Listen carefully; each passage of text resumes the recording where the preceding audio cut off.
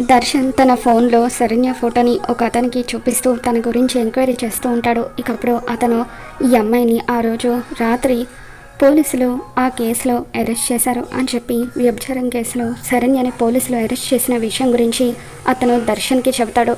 దాంతో దర్శన్ కారులో ఎంతో కోపంగా రోడ్డు మీద వస్తూ ఉంటాడు. మరోపక్క శరణ్య రోడ్డు మీద నడుచుకుంటూ వస్తూ ఉంటే సమీర ఒక ఆటో డ్రైవర్కి డబ్బులిచ్చి కావాలని శరణ్యకి యాక్సిడెంట్ చేయిస్తుంది.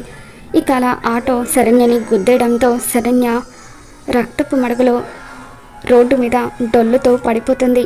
ఇక జనాలందరూ కూడా గుమ్మిగూడుతూ ఉంటారు.